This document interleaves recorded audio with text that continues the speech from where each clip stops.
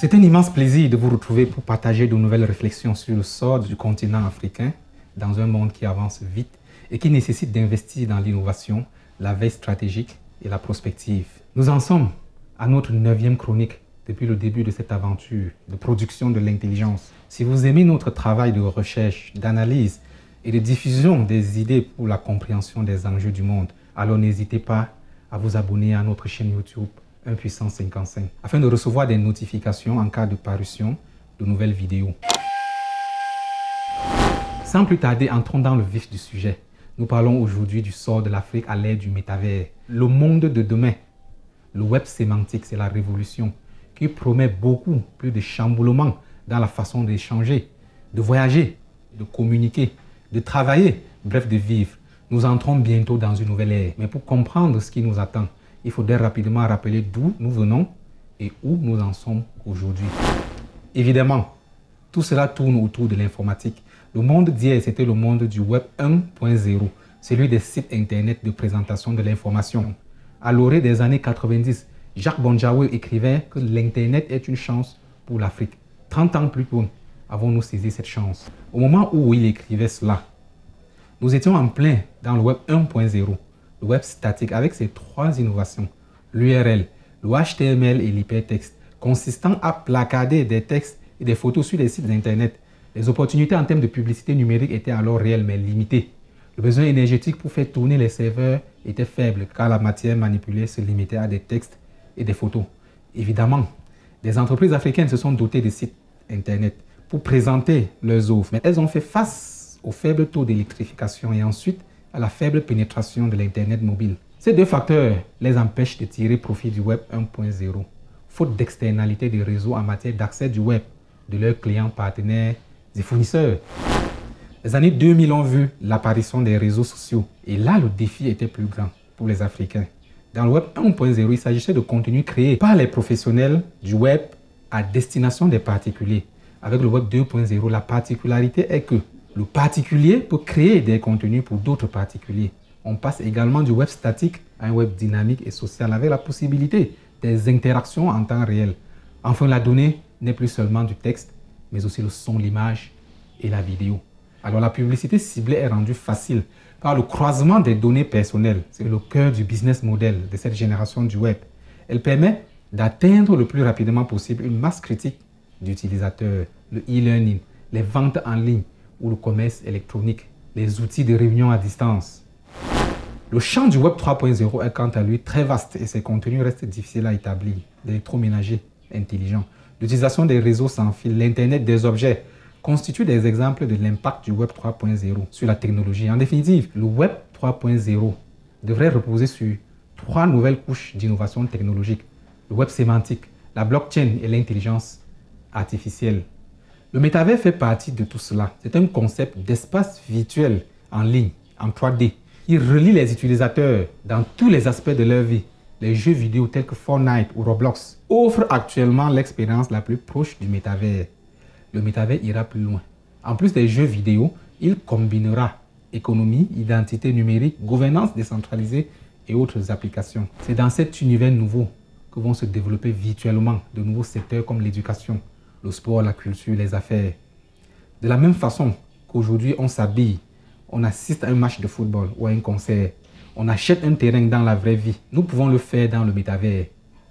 Pensons-nous dès aujourd'hui qu'il est possible de s'intéresser à l'économie des accessoires, les contrôleurs, les casques de réalité virtuelle et les lunettes de réalité augmentée, qui permettront de suivre d'un coin d'œil un événement dans le métavers tout en participant à une discussion dans le monde physique.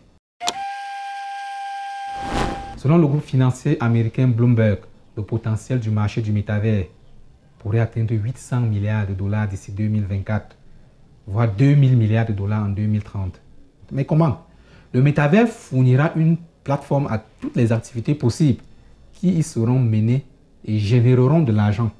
Que peuvent faire les artistes africains, par exemple, dès aujourd'hui, pour être présents et être en mesure, le moment venu, d'enregistrer les objets d'art de leur patrimoine si riche, c'est énorme, et capitaliser ces objets d'art numérique à l'aide de jetons non fongibles. Le débat a déjà lieu sur la notion de la réalité. Ce débat devrait nous concerner au plus haut point. Est-il incongru de nous demander dans quelle mesure nous pouvons nous rattraper dans le métavers, étant donné que nous sommes marginalisés dans la réalité ambiante?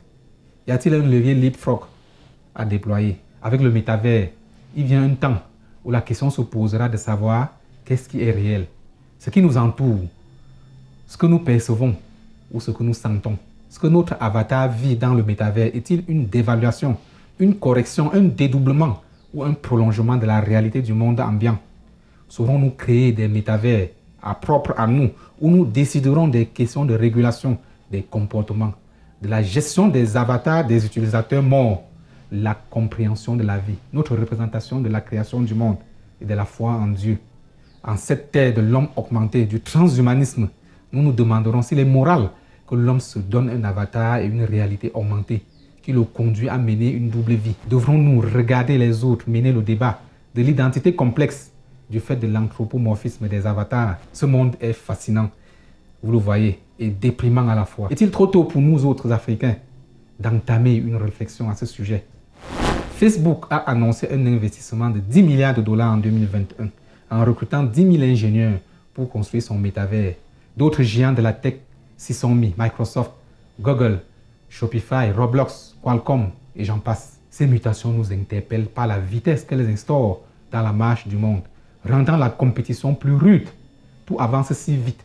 Il est clair que l'Afrique, qui accuse la plus grande marginalisation de la mondialisation, doit faire plus d'efforts dans un tel monde. Mais quand nous observons les comportements des Africains au fil des 2 générations du web, il est clair que ce n'est pas le cas. Le Web 2.0 permet aux utilisateurs de contribuer, de collaborer au contenu des sites internet et des blogs. Mais que faisons-nous? Quel contenu? Quelle valeur ajoutée? Tout de même, rendons hommage à l'exception qui confirme la règle. Je pense à ces influenceurs qui ont fait de YouTube et de Facebook des gagne-pain, des outils de développement personnel. Ils prêchent l'évangile de la richesse. Ils prêchent par l'exemple. Ils motivent. Ils font rêver. Ils suscitent l'envie de réussir.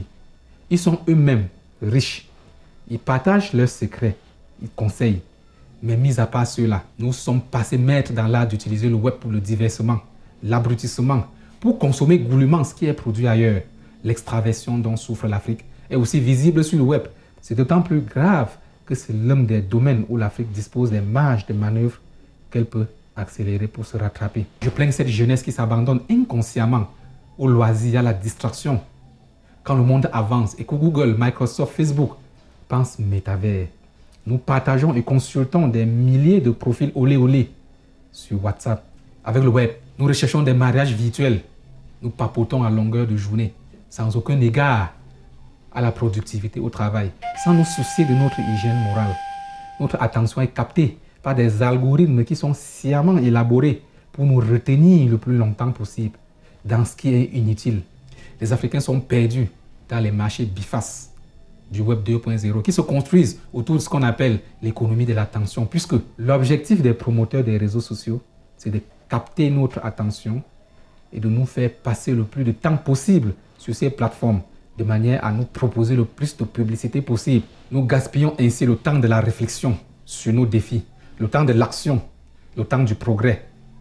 Nous ne serons pas surpris d'être toujours plus marginalisés dans les années à venir. Nous ne serons pas surpris d'être continuellement des consommateurs de la publicité numérique, des consommateurs improductifs, de contenus qui nous égarent, des marchandises éternelles. Car au fur et à mesure des progrès de l'informatique, le fossé se creuse entre ceux qui investissent et ceux qui n'investissent pas. Et quand je parle d'investir, je pense à l'énergie. Investir pour transformer notre potentiel énergétique en moteur de l'intelligence artificielle. Je pense aux infrastructures, je pense à une éducation orientée critical thinking de toutes ces questions. Celle que je retiens pour finir, c'est l'énergie. Quand nous disons que l'Afrique est marginalisée, c'est parce qu'elle ne dispose pas d'énergie. Car qu'est-ce que l'économie, sinon l'énergie transformée en valeur ajoutée?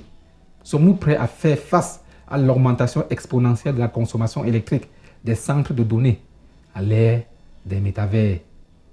Avec le web, plus la quantité de données partagées est importante, plus élevés sont les besoins énergétiques. La démocratisation d'Internet entraîne la publication quotidienne de milliards et des milliards de contenus qui nécessitent des data centers puissants pour être stockés.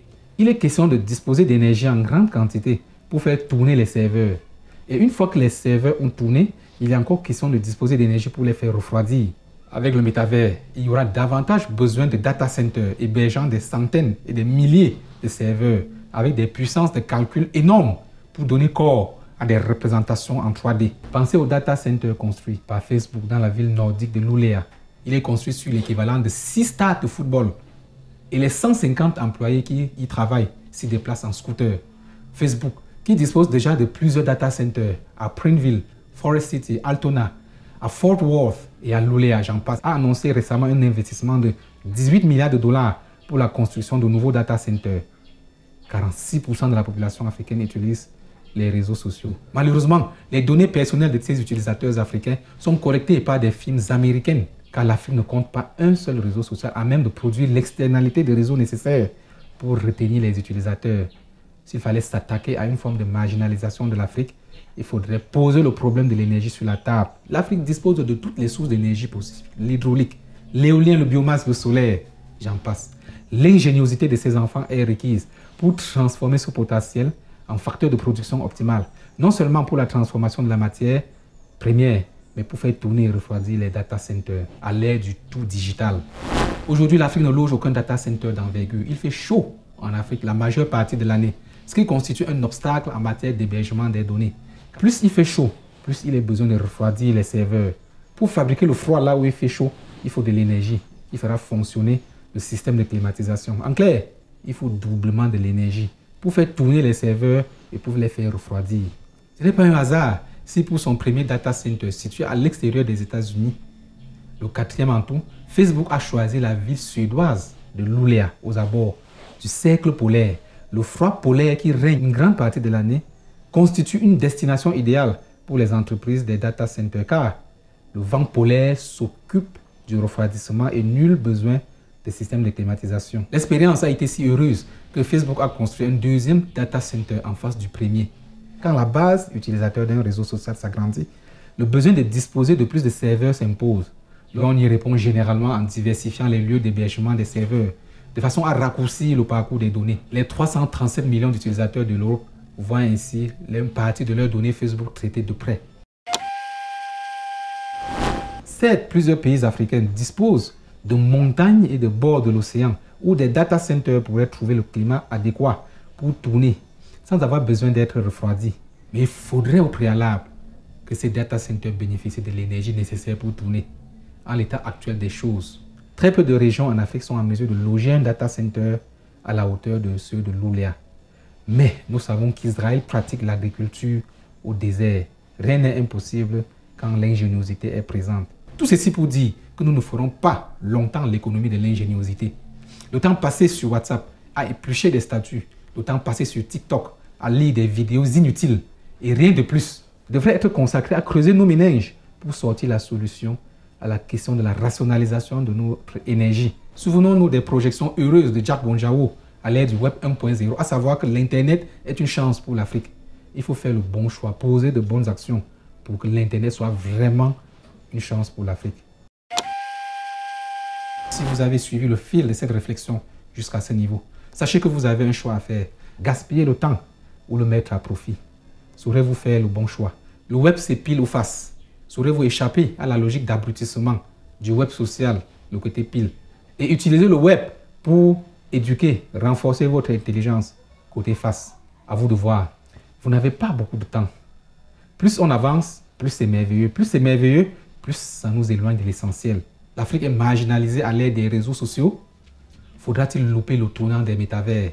Que faire pour ne pas louper ce tournant? Votre avis est attendu.